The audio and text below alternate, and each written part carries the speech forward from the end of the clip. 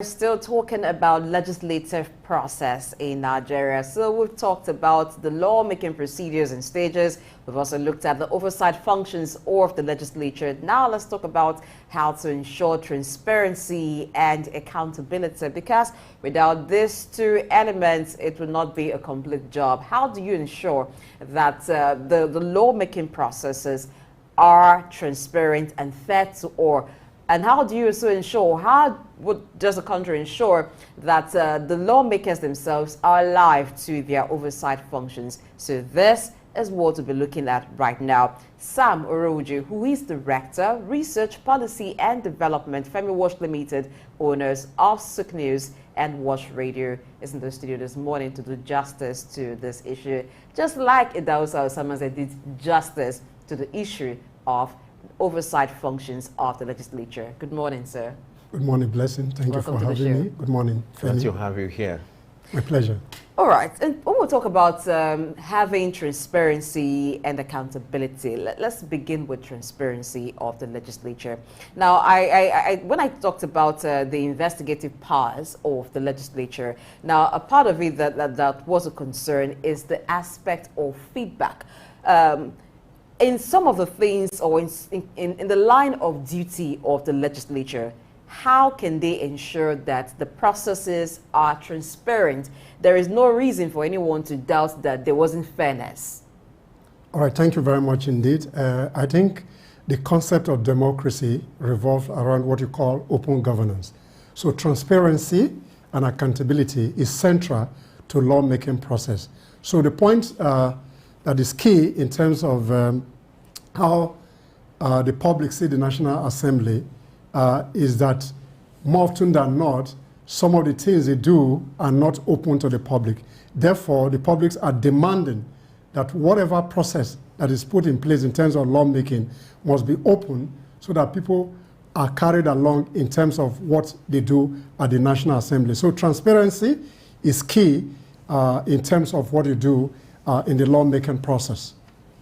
Let's talk about what you made reference to, people asking questions and then talking about transparency as far as lawmakers are concerned. One area that it's critical and questions are being raised is the area of asset declarations, the activities about the National Assembly, how much an average lawmaker in Nigeria earns. Talk to us. What mechanism could be put in place to ensure that transparency is being done when it comes to budgeting as far as National Assembly is concerned, allowances being collected by an average lawmaker? There is this assumption there that an average lawmaker in Nigeria is making more money than every other lawmaker in the whole world is being paid. You don't even know how much an average lawmaker in Nigeria earns. How do we ensure that transparency is put in place so that there won't be misconception and there will be proper understanding about the activities, the budgeting, and the allowances as far as lawmakers are concerned in Nigeria? Okay, thank you very much indeed. I think there's a lot of perception in terms of the roles of the legislator in Nigeria. When you talk about the earning, people always make a mistake, and the earlier speaker alluded to some of those facts earlier.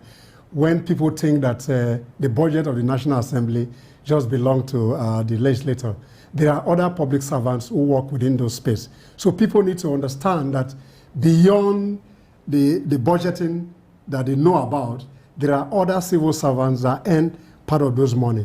Therefore, the National Assembly in itself has a responsibility to update the public through some mechanism in terms of their spokesperson able to bring information to the public. The activities are known from time to time so that this perception of what they earn can be put to rest.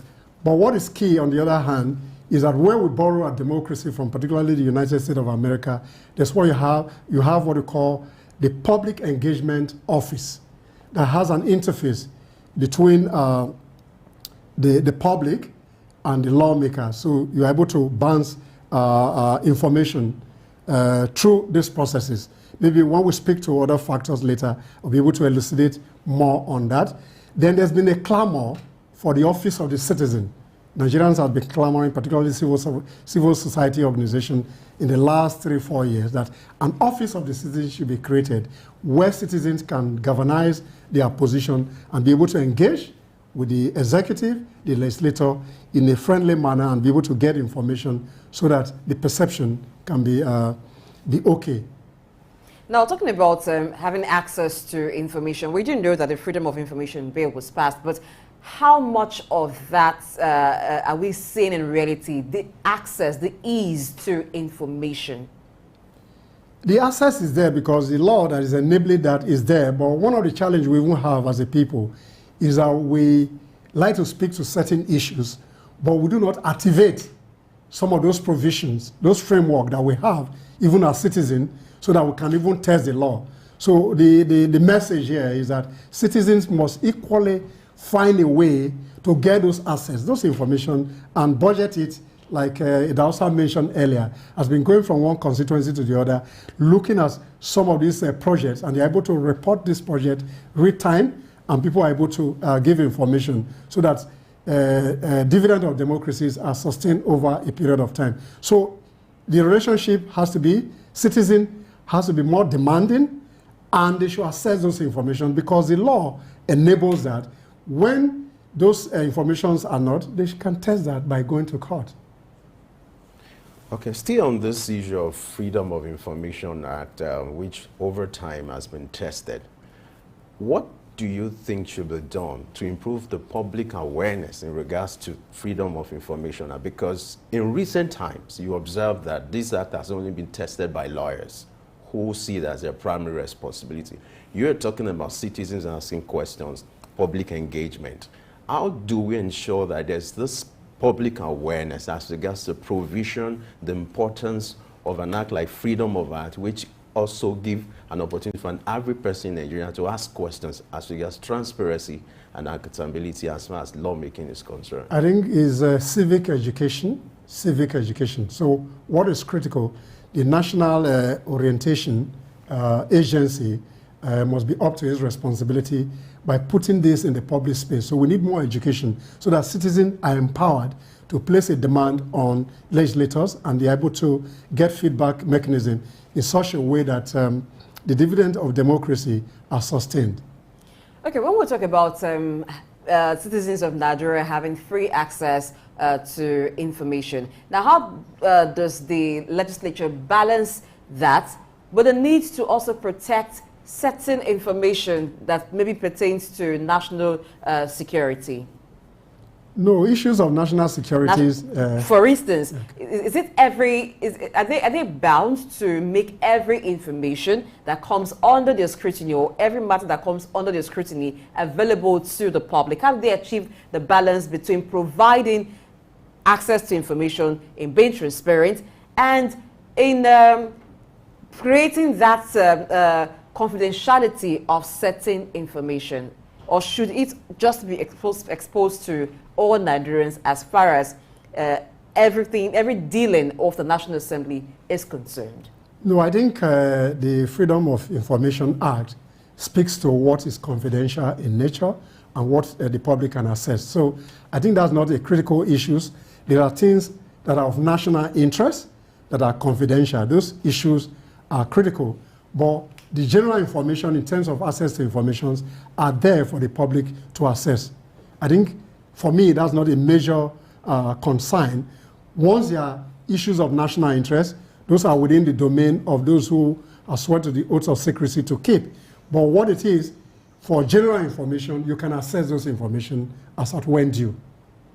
Okay, so if that is the case, then why don't we have a system like when you go to certain government ministries, you find some information about them. Why can't we have like a portal about the National, on the National Assembly where instead of doing the paperwork or you go over to the National Assembly, you're demanding certain documents, maybe on some bills, on the processes, on recommendations or some things, it is just there for you to access on the internet, because this is the time of technology. It's a digital world.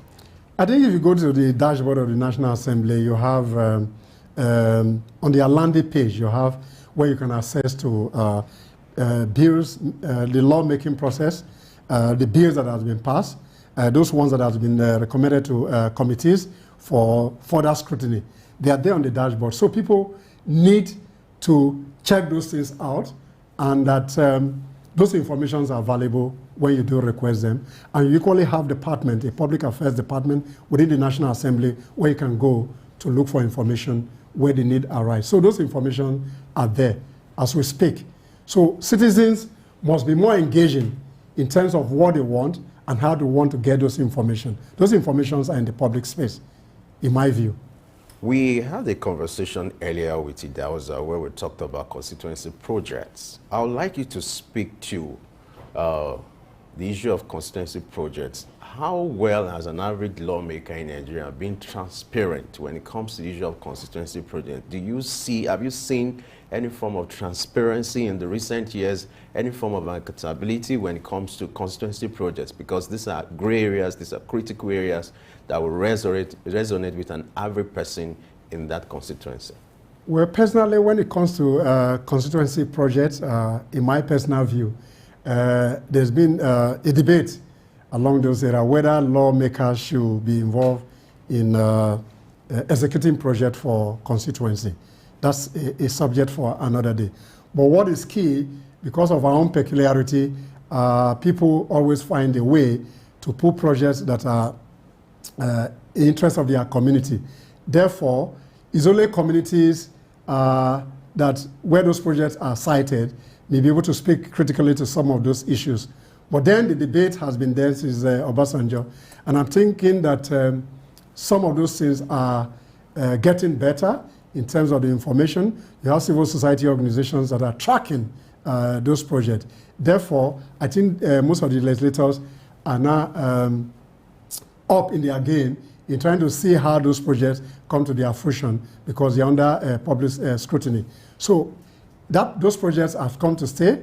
There are a lot of monitoring mechanisms that are put in place by NGOs and civil society to monitor those projects. So far, what budget it has done in the last 5 years, it has bring to fore some of those projects. Some have been completed 60, 70, 80%, as the case might be if you read their report.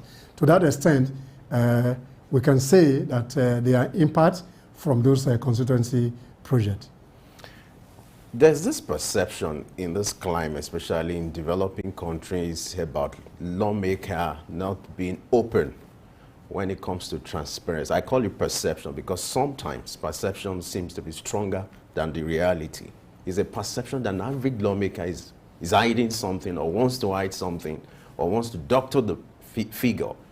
How do we begin to correct this narrative to ensure that an average lawmaker is even willing? Because it's one thing for the citizen to demand, and it's another thing for the lawmaker to be willing to be open and transparent and say, okay, this is how far we've gone, this is how far we've done as regards this project, this is where we were, this is where we are now.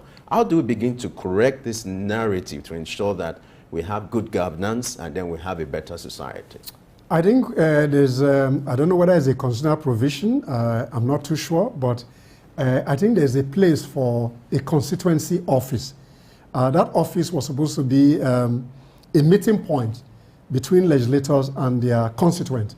But to a very large extent, those offices just exist in some of those constituencies. So I would suggest to lawmakers to be more engaging through their constituency office, so that this misconception and perception about their role and the process of lawmaking become more open to the public, so they engage more meaningfully. So therefore, those constituency offices must have officers where people can have contact with their legislators, and they're able to get feedback of how people feel about them from their various constituencies. But the beauty of it is that every 4 years, if you don't deliver value to your constituency, you're not likely to return. Therefore, it's their responsibility to be upbeat in terms of the way they manage themselves and the information and the deliverables that they bring to their constituents. In holding the legislature accountable, what should be the metrics for assessing stewardship? Because when Femi was talking about the constituency project that we sometimes see some of the members execute in their constituency, that seemed to be the only metrics by which their constituents judge their performance. So if there are no physical projects executed, it seemed like this legislative member has underperformed. So what should be the metrics? No, I think what is important, the constituency project is there. Those are the physical assets that a constituent can see.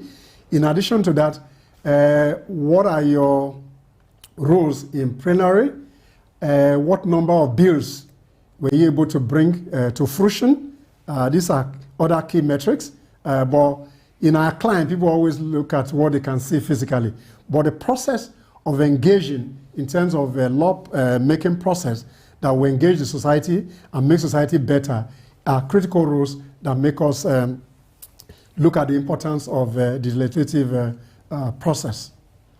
All right. Do you think it's important for us to start looking at legal framework policies that will compel public officers to be transparent, or politicians or lawmakers to be transparent? I know there are some, but the challenge is not the absence of law or regulation, but the implementation of this. How do we apply this to an organ of government like the legislature, and how do you think we can make use of the available legal work, available policies to compel lawmakers to be open, to be transparent and accountable?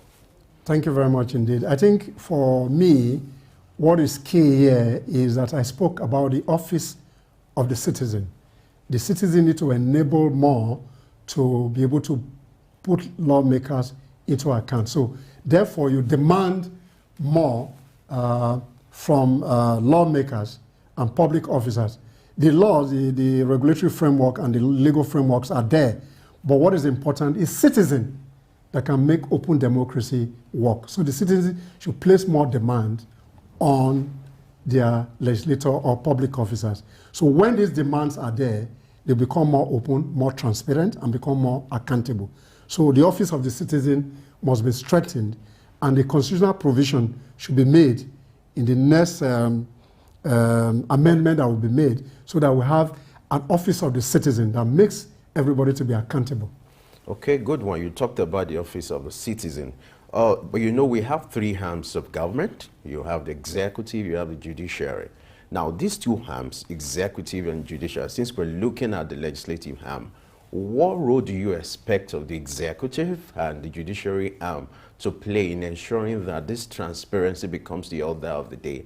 Because these organs, they are meant to checkmate each other or one another. So what should be the role of the executive or the president, of the governor? What should be the role of the judiciary, judges, lawyers, to ensure that transparency and accountability have been upheld when it comes to the activities of lawmakers? I think simply put is the rule of law. The executive must emphasize the rule of law. And once the rule of law is emphasized, then people become more accountable. So once there are infraction into any of the regulatory framework that has been put in place, people should be punished adequately so that it serves as a deterrent to other people. So rule of law is very critical to open governance, accountability, transparency. Okay, this office of the citizen that you've talked about, how is it going to come? In what form? Do we now have to, are we going to have a system where some members of the public will be made as representatives of the general public to engage the legislative members? Essentially, that's what I'm talking about. Participatory democracy. Citizens will be able to galvanize their opinion in terms of lawmaking process. They are able to bring the legislator to account. So that office of the citizen will be an aggregate where people can raise their voices against what is not right in the lawmaking process beyond the public debate that you have. People can galvanize their interests, they build a consensus, and they are able to pass that to government to checkmate. So it's like an ombudsman who checks on those who are in government. That's the office of Would the this citizen. not increase the cost of governance? Because if you have people who, I don't know if that's going to be full-time, whether full-time or part-time, some form of remuneration will go with this office. So would that not amount to an increasing cost of governance? And what is the role of civil society organizations if we then need a citizen's office? All right, citizen office is just a place where various voices from civil society, non-governmental organizations, other private sector people that want to push a particular agenda can formalize the process so that we help in terms of making people to be accountable. On the other hand, people are not going to be paid money from the office of the citizen. So it's going to be a kind of a contributory way to put governance in check. And other people within the civil society will get funding to be able to push those agenda. And that is being done, but in clusters. But we need to put that office in place so that the voice of citizens can be heard through the process of lawmaking. You seem to be emphasizing on this office of public citizen and all that, which I feel is also good. Because an average lawmaker comes from a particular town, from a particular local government. And that brings in this question: how do we co-opt traditional rulers, you know, those who hold custody of constitution or local constitution, traditional constitutions? How do we bring in local government chairmen? How do we bring in those who are in that constituency to localize, you know, this process, to own it and ensure that they hold their officers accountable? Because you discover there's this sentiment, it's from our place, let's leave him. It's our turn, oh, Emilokon, and things like that, let's leave him. So how do we change this narrative where an average person sees himself as someone who needs to ask questions rather than being part of the cake? It's just essentially community engagement processes. These community engagement processes from local government areas to state and to the federal level. We feed in into the office of the citizen, and we're able to hold people to account. So it's going to be a seamless process. Other actors within the community will find a way to raise their voices and try to put these voices and send those voices to a place where people can activate those voices and be able to put people to account. All right, now for public engagement to happen effectively, the people must know what to engage in, at what level they should engage. So that brings us to civic education. Now, how should civic education be done in a manner that even those in the rural areas are aware of the roles of the legislature, they are aware of their rights, they know the areas to demand accountability on, and perhaps the mechanism through which they can demand accountability? Good, we have civic education as a subject taught in schools. Should it end there?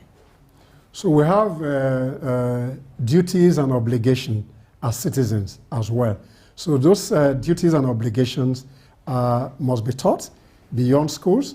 Community centers must have information on what constitutes good governance, so that they're able to help to pursue the agenda in terms of agenda setting, which participatory democracy, or what we call public engagement, speaks about. I would like you to do an assessment of what public engagement is as far as our environment is concerned. How far have we gone when it comes to public engagement? Because we're in an environment where an average person is clamoring for survival. And now you're asking for public engagement. Some will feel it's not my priority, it's not my scale of preference.